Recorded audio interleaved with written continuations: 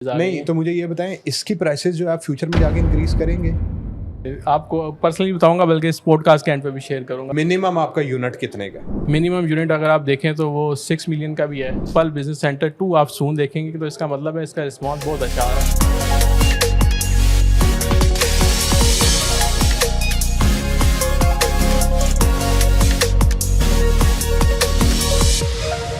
अस्सलाम वालेकुम ख़वातीन और हज़रात, वेलकम टू अनदर पॉडकास्ट। आज हमारे साथ मौजूद हैं बहुत ही ख़ास मेहमान जिनका नाम है समर भट्ट, और ये डायरेक्टर हैं पर्ल बिजनेस सेंटर के, जो हमने रिसेंटली मकान.com के पैनल के ऊपर प्रोजेक्ट ऑन बोर्ड किया है। आज इनके साथ बहुत ही फ्रूटफुल डिस्कशन होने लगी है, और ये पॉडकास्ट बहुत ज़्यादा इंपॉर्टेंट है। जो लोग रेजिडेंशल्स में और वर्टिकल्स में ज़्यादा इंटरेस्ट लेते हैं, प्रॉपर्टीज़ के अंदर ज़्यादा इन्वेस्टमेंट करते हैं, ऑल्दो हमारी सारी सीरीज़ जो हैं वो प्रॉपर्टीज़ पे ही चलती हैं, लेकिन सीज़न 2 के अंदर हमने Web3 के ऊपर भी बात की और डिफरेंट प्रोजेक्ट्स के ऊपर बात की। तो आज ये प्रोजेक्ट सिर्फ ख़ास वर्टिकल जो इन्वेस्टर्स हैं हमारे, उनके लिए है। तो पॉडकास्ट को लाजमी एंड तक देखिएगा, क्योंकि इसके अंदर सारी की सारी क्यूरीज जो है ना वो आज इनसे क्लियर होने वाली हैं। Sir, thank you very much for part of the show. Thank you very much for inviting me. As ये हमारा पहला बिजनेस वेंचर है मकान के साथ, तो बड़ा अच्छा लगा आपकी टीम कैसा से मिलके। अभी तक आपका कैसा अभी तक तो बहुत अच्छा एक्सपीरियंस है। मतलब आपकी टीम से मिले हैं, मतलब हमारे कोई कपल ऑफ वीक्स हुए हैं जो हम मकान के साथ लेकिन फिर भी ऐसे ही लग रहा है कि जैसे बहुत अरसे से जानते हैं। बड़ी टीम, अच्छी कोऑपरेटिव है, और जो चीज़ें हैं बहुत अच्छी तरह मैनेज कर रहे हैं प्रोफेशनल तरीके से। Thank you very much sir, thank you very much. अच्छा सर, स्टार्ट करने से पहले just trying to understand your background. आपने कैसे ये स्टार्ट लिया? रियल एस्टेट की इंडस्ट्री के अंदर कब से थे, या ये आपका फर्स्ट प्रोजेक्ट है? काइंडली इसको एक्सप्लेन कीजिए। रियल एस्टेट की इंडस्ट्री में हम तकरीबन कोई 6 ईयर से काम कर रहे हैं। अच्छा, तो हमारा ये अराउंड 11th प्रोजेक्ट है जो हमने ये ऑन बोर्ड किया पर्ल बिजनेस सेंटर। तो इंशाल्लाह बल्कि आप सून इसको पर्ल बिजनेस सेंटर 2 भी देखेंगे, क्योंकि बड़ा अच्छा हमें रिस्पांस मिल रहा है मार्केट से। तो हमने इधर गुलबर्ग में और कोहिस्तान में पर काफ़ी प्रोजेक्ट्स किए हैं। उसके बाद जो हम DH और बेरी वाली साइड पे हमारा ये आपने जैसे पहले मेंशन किया 11 आपने प्रोजेक्ट जो हैं वो पहले डिलीवर किए हैं, तो उनमें से 2-4 के कुछ नाम लें जरा, ऑडियंस को समझ में आए कि डेवलपर की एक्चुअल में प्रोफाइल क्या है। जी, आप देखेंगे कॉर्पोरेट 1 है, टावर 81 है। अच्छा, नाइस। हिलांजा है, मैंने बिल्कुल इसके बारे में सुना। फिर गुलबर्ग नोवा है, राइट। फिर मिलियोर 1 है, मिलियोर रेजिडेंसी है, फिर पर्ल हाइट्स है, फिर पर्ल आर्केड है, फिर पर्ल की सीरीज का ये पर्ल बिजनेस सेंटर है। अच्छा, वेरी गुड, वेरी नाइस। अच्छा, तो मुझे ये बताइए कि ट्विन सिटीज़ के अंदर कमर्शियल हब्स बहुत ज़्यादा अवेलेबल है, ठीक है? अब तो मतलब लाइन लग गई है ना इन चीज़ों की, ठीक है?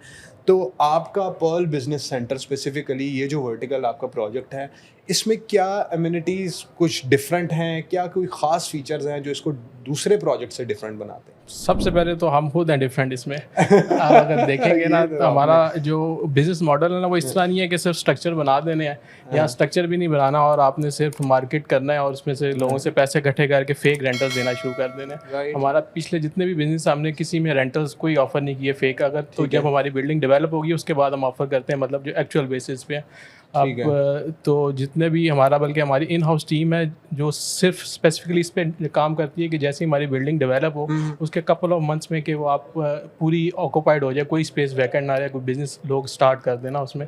तो ये हमारा जो की फीचर है ना वो ये है कि हमने बिल्डिंग को इसलिए बनाना है कि वो आगे यूज़ हो। ये नहीं है कि फुटफॉल इंश्योर करते हैं, फुटफॉल इंश्योर करनी है। ये नहीं है कि सिर्फ बिल्डिंग बना दी और ऐसी लोगों को पकड़ा दी या फिर कुछ बनाया भी नहीं और लोगों से पैसे लेके फेक रेंटल्स देना शुरू कर दिए। तो ये हमारा जो एक की फीचर है। बाकी अगर आप लोकेशन देखें तो DHA1 की तो एक ज़रूरत थी एग्जैक्टली लोकेशन, क्योंकि इस लोकेशन पे आपको DHA1 में अपना कोई कमर्शियल नहीं है।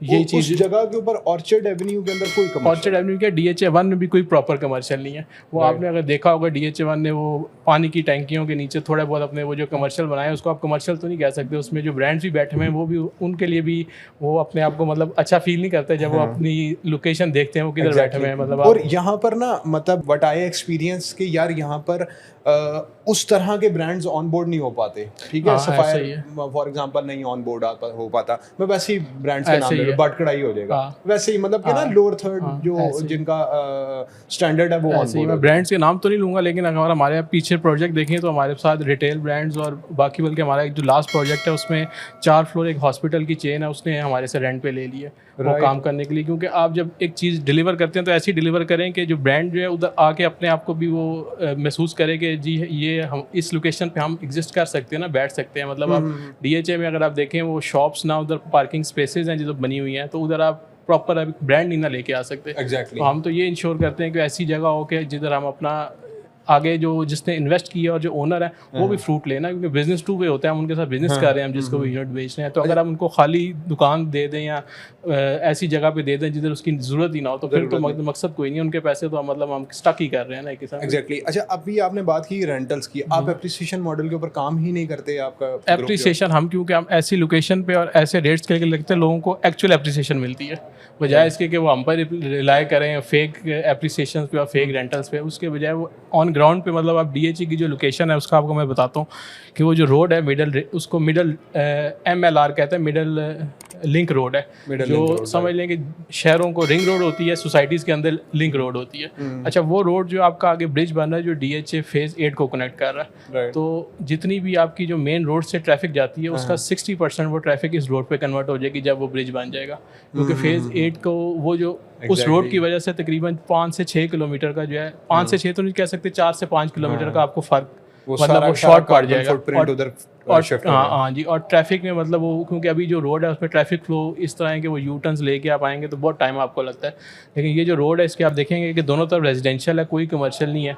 ये जो MLR है सिर्फ ये कमर्शियल है, इसके अलावा कोई कमर्शियल नहीं है। आपको बिल्कुल थ्रू आउट रोड मिलेगी और आपको तकरीबन 15 से 20 मिनट टाइम में सेविंग होगी। तो मतलब आप समझ लेंगे सारी ट्रैफिक इस रोड पर आ जाएगी। और जब आपकी बिजनेस कमर्शियल का तो मॉडल ये है कि जब आपकी ट्रैफिक फॉल ज़्यादा होने लग जाए तो समझ लें आपका रेट ऊपर चला जाएगा। तो मतलब आप वो ब्रिज अगर आप जाके खुद भी देखें हैं, विजिट करें, तो वो जनवरी में स्टार्ट हुआ था। अब उसके पिलर्स खड़े हो गए हैं और उस पर वो ऊपर वो जो स्लैब्स डलती हैं वो स्टेज पे आया हुआ है। मतलब उनका टारगेट है कोई जुलाई में, लेकिन आप पाकिस्तान आप चलें कह लें अगस्त में या सितंबर में वो डिलीवर कर देंगे। ज़्यादा भी लेट हुआ तो मतलब मैक्सिमम सितंबर तक वो डिलीवर कर देंगे। अच्छा, तो ये प्रोजेक्ट आपका DHA के अंदर है, तो इनके अप्रूवल्स का क्या स्टेटस है? इसका अप्रूवल जो है DHA खुद अप्रूवल देता है, और DHA में तो आप समझ लें कि कोई आप इलीगल काम कर नहीं सकते। मतलब उन्होंने जो लिख के दे दिया है वही लॉ है, उसके अलावा आप कोई चेंज नहीं कर सकते। ठीक है। तो उसमें और ये मतलब इसमें एक तो डेवलपर को भी ये एक बेनिफिट है कि मतलब हम अगर आप जाते हैं RD या CDA से लेने, तो मतलब पाकिस्तान में जो सिस्टम है, मतलब हम पाकिस्तान का हिस्सा है, लेकिन एक कल्चर बन गया कि आपको कुछ ना कुछ दे के वो मलिक साहब कहते हैं पहिए लगाने पड़ते हैं, उसके बगैर काम नहीं चलता। अच्छा। लेकिन ये है कि DHA मतलब जो रिटर्न चीज़ें वो आपने जमा करानी है तो आपको NOC आ जाना है, मतलब उसके वो आपको मसले मसाइल नहीं है। तो इसलिए हम भी सेफ एंड पे रहते हैं और चीज़ें भी जल्दी डिलीवर हो जाती हैं। चलें जी, ये तो बहुत मतलब कि प्लस पॉइंट है कि एक तो आप DHA के अंदर हैं और दूसरा आप DHA अप्रूव, जैसे आपने बात की। और DHA में तो इस तरह है कि मतलब बाहर तो आप NOC ना भी हो तो आप काम शुरू कर देते हैं। DHA में तो आप जो एक बोर्ड भी लगाना है ना, वो भी आप परमिशन के बगैर नहीं लगा सकते। तो परमिशन तब भी मिलती है जब पीछे चीज़ें आपकी क्लियर चल रही हो DHA के एंड पे। जो हमने अपनी जो प्लॉट के ऊपर स्क्रीन भी लगाई हुई है, उसका भी उन्होंने एग्जैक्ट साइजेस का कहा है कि इस साइज़ की आप लगा सकते हैं, उससे आप 1 इंच स्क्रीन ज़्यादा छोटी भी नहीं कर सकते। अच्छा समर साहब, मुझे ये बताइए, नियर लोकेशन आपका कंपटीशन किसके साथ है? क्योंकि सुनने में आ रहा है कि उस ही लोकेशन के ऊपर एक और प्रोजेक्ट भी बनने जा रहा है। उसमें जो है ना, हम ऐसा समझते हैं कि फ़िलहाल हमारा कोई कंपटीशन नहीं है उधर, क्योंकि उसकी वजह क्या है कि जो आप जिस प्रोजेक्ट की बात कर रहे हैं वो तकरीबन 18 स्टोरी प्रोजेक्ट है। ठीक है। उस प्रोजेक्ट को डिलीवर होने प्रैक्टिकली भी अगर आप देखें, उसकी कंस्ट्रक्शन करते करते वो 10 साल का प्रोजेक्ट है। वो 10 साल से पहले मतलब 18 मंजिलें बनाते बनाते टाइम लगता है ना। मतलब आप ऑन ग्राउंड भी अगर आप भी पॉसिबल कि वो जल्दी डिलीवर कर दें। नहीं, आप पेपर भी अगर वर्किंग करें ना कि ये आपने 18 फ्लोर का मतलब है 20 लेंटर डालने हैं और इस एरिया में डालने हैं, तो वो आपको बिल्डिंग मॉडल बनाते बनाते भी इतना टाइम लग जाता है। आप देख लें सेंटोरस देख लें या अपना गीगा मॉल देख लें। एग्जैक्टली। तो मतलब एक प्रैक्टिकल चीज़ है, उसको टाइम लगता है चीज़ों को डिलीवर होने में। लेकिन हमारा मतलब एक छोटा प्रोजेक्ट है, तो एक तो ये डिलीवर मतलब हमने 2 साल का टाइम पीरियड रखा है। इंशाल्लाह इससे पहले हम आपको डिलीवर करके 2 साल से पहले डिलीवर करके देंगे। और सिर्फ डिलीवर नहीं करके देंगे, उसमें हम एक्टिविटी बिजनेस भी लाएंगे। अच्छा, ये नहीं है कि डिलीवर फुटफॉल की आपने पहले भी बात की कि इंश्योर करें। अच्छा, मुझे इसके अंदर ये बताइए कि रेजिडेंशियल होगा, कमर्शियल होगा, क्या बेसिकली इसके अंदर की फीचर्स हैं? इसमें जो है रेजिडेंशियल नहीं है हमारा, इसमें हमारा शॉप्स हैं और ऊपर कमर्शियल ऑफिसेज हैं। क्योंकि अगर DHA में अगर आप खुद भी कोई बिजनेस कर रहे हैं ना, अगर आप स्पेस लेने जाएं तो आपको कमर्शियल स्पेस नहीं मिलती। मतलब आप आपने कोई सॉफ्टवेयर हाउस है, आपने कोई IT कंपनी रन करनी है, आप ऑफिस की स्पेस लेने जाएं तो आपको नीचे तो आपको शॉप नज़र आती है, ऊपर जाएँ तो सारे रेजिडेंशियल बने हुए हैं। फिर रेजिडेंशियल को एक बिजनेस इन्वायरमेंट में कन्वर्ट करना बड़ा डिफिकल्ट हो जाता है। वो ज़्यादा ट्रिकी है, ट्रिकी और बहुत डिफिकल्ट हो जाता है। तो इसलिए हमने मार्केट की नीड को असेस करते हुए तो हमने ऊपर अपने सिर्फ रखे हैं ऑफिस रखे हैं, क्योंकि मार्केट की ज़रूरत थी इस टाइम पे। ठीक है। तो ऊपर ऑफिस हैं और नीचे शॉप्स हैं। आपका लोअर ग्राउंड और फर्स्ट फ्लोर पे शॉप्स हैं और उसके ऊपर जो है वो ऑफिस हैं। लोअर ग्राउंड और फर्स्ट फ्लोर पे शॉप्स हैं, उसके ऊपर सारे ऑफिस हैं। ठीक हो गया। अच्छा, मुझे ज़रा थोड़ा सा ना एलिवेशन के बारे में बताइएगा। जैसे आपका ये प्रोजेक्ट ऑन बोर्ड हुआ, उसकी जो फ्रंट एलिवेशन है, ठीक है, to be very fair and honest, वो टेढ़ी क्यों है? ज़रा सा उसके अंदर फ़र्क है उसकी फ्रंट एलिवेशन के अंदर। वो आप लोग डिज़ाइन में कोई मिस्टेक थी या फॉर एग्जांपल आप उसको सेट करेंगे या आपने डिज़ाइन ही ऐसा किया? नहीं, उसका डिज़ाइन ही ऐसे हुआ है, शायद थोड़ा सा आपको लग रहा हो, लेकिन वो ऑन ग्राउंड जब लगेगी तो टेढ़ी नज़र नहीं आएगी। हालांकि बहुत अच्छा, हमने जो आर्किटेक्ट है हमारे, बड़ा अच्छा मास्टरपीस है। अगर आप देखें तो वो आजकल की नीड के मुताबिक बिजनेस को देखते बड़ा प्यारा वो ग्लेज मिरर का उन्होंने वो जो बनाया हुआ है ना, उसमें आप जो भी अपना बिजनेस रन करेंगे तो उसमें जो आपका एक प्रीमियर लुक जो आती है ना, वो आपको प्रीमियर लुक नज़र आएगी उसमें। अच्छा। तो और उसमें अगर आप हमारी बिल्डिंग के डिज़ाइन में देखें, कॉरिडोर्स, मतलब हमारा जो कॉरिडोर्स है 14 फीट के कॉरिडोर्स हैं। अगर आप ये देखें तो पिंडी इस्लामाबाद में सिर्फ सेंटोरस के होंगे जो 14 फुट के कॉरिडोर रखे होंगे, बाकी सब के छोटे छोटे कॉरिडोर्स है। वो चीज़ें, वो सारी चीज़ें जो हमने जो जितना हम मैक्सिमम दे सकते थे अपने क्लाइंट्स को, वो हमने इसमें डाल। तो इसका आर्किटेक्ट वगैरह किसने डिज़ाइन किया? आर्किटेक्ट नाम तो मैं डिस्क्लोज नहीं करूँगा क्योंकि अच्छा, ये भी आपके लिए कुछ मतलब उनसे परमिशन भी नहीं मैंने ली हुई। अच्छा, चीज़ें भी इसलिए तो पूछा होता था, मैं आपसे ज़रूर शेयर करता। अच्छा, सही है। अच्छा, मुझे ये बताइए कि अभी आपने लॉन्चिंग की, सारा कुछ हुआ, मकान के साथ ऑनबोर्डिंग हुई, अभी तक जो है आपके कितने यूनिट सेल हो चुके हैं? ये मत बताइए, ये बताइए कि कितने यूनिट्स रह गए। ये आपको मैं एंड पे बताऊंगा, फिर आपको ये चीज़ें मैं बता के आपको पर्सनली बताऊंगा, बल्कि इस पॉडकास्ट के एंड पे भी शेयर करूंगा, बल्कि आपके क्लाइंट्स को भी पता चले। क्योंकि इसका रिस्पांस इस तरह मैंने शुरू में बात की थी कि पर्ल बिजनेस सेंटर 2 आप सून देखेंगे, तो इसका मतलब है इसका रिस्पांस बहुत अच्छा आ रहा है। मतलब हमने आपने उस बेसिस पे डिसाइड किया होगा? हम प्रॉपर्ली अभी ऑन ग्राउंड पे गए नहीं है, हमारा ऑफिस अभी फील्ड में तैयार हो रहा है, अभी वो ऑपरेशनल भी नहीं हुआ, लेकिन इतना रिस्पांस है कि हमें समझ नहीं आ रही। मतलब हर बंदा कह रहा है यार कुछ नहीं तो ये दे दो, ये चीज़ दे दो, ये चीज़ दे दो। हमारे पास मतलब कस्टमर ज़्यादा हो गया और हमारे पास यूनिट्स कम है। राइट, ठीक है। अच्छा बॉस, इसके अलावा जो है आपको रियल एस्टेट इंडस्ट्री के अंदर जब भी कोई भी डेवलपर प्रोजेक्ट बिल्ड करता है, ये स्पेसिफिकली डेवलपर्स के लिए, जैसे आप लोगों के भाई सारे जितने भी मार्केट में अवेलेबल हैं, उनको भी हर्डल्स आती हैं, तो क्या क्या हर्डल्स पाकिस्तान के अंदर उनको आती हैं और कितने इजी तरीके से वो सॉल्व आउट हो सकते हैं? देखिए, पाकिस्तान में एक तो हर्डल्स आती हैं सबसे पहले एनओसी स्टेज पे, कि अगर आप मतलब डीएचए या बैरिया से बाहर काम करें तो एनओसी लेना गवर्नमेंट डिपार्टमेंट से बहुत मुश्किल काम है। और उसके बाद पाकिस्तान का अगर आप देखें तो रेट्स जो है हर चीज़ की, अगर आप कोई छोटा घर भी बना रहे होंगे उसमें भी आप देखेंगे जो आपने बजट बना के स्टार्ट किया होगा और जब कंप्लीशन स्टेज पे जाएंगे उस पर बड़ा डिफरेंस आ जाता है। मतलब हर रोज़ स्टील का रेट ऊपर जा रहा है, सीमेंट का रेट ऊपर जा रहा है। हमने जो प्लान किया होता है, मतलब जिस रेट पे हमने चीज़ें लॉन्च की होती हैं, वो तो हमने उस अमाउंट को देख के किया होता है। मतलब हम उसमें वो एक्सक्लेशंस भी डालते हैं कि एक्सपेक्टेड इतनी एक्सक्लेशंस होंगी, मतलब लेकिन कभी ऐसा हो जाता है, पाकिस्तान है, इतनी अनफॉर्चुनेट चीज़ें हो जाती हैं कि इतनी एस्केलेशन हो जाती है कि आप सोच भी नहीं सकते। आप मतलब देखें कि लास्ट ईयर स्टील का क्या रेट था और अभी किधर आ गया, डॉलर को अगर आप देखें तो कितनी चेंजेस आ गई। नहीं, तो मुझे ये बताएं, इसकी प्राइसेस जो आप फ्यूचर में जाके इंक्रीज करेंगे या इसका जो हमने मॉडल जो इसको रखा है, जो हमने 2 साल का टाइम पीरियड रखा है, वो भी इसी को देखते हुए रखा है कि हमने इतनी जल्दी इसकी कंस्ट्रक्शन कर देनी है ताकि वो इफेक्ट ना हमें हो और ना हमारे क्लाइंट्स को। लेकिन फिर भी जैसे आप फॉर एग्जांपल बता रहे हैं 1 साल पहले वो रेट्स थे, अब ये रेट्स हैं, डेफिनेटली फ़र्क तो आएगा। तो वो मतलब मैं ये पूछना चाह रहा हूँ कि डेफिनेटली बहुत सारी ऑडियंस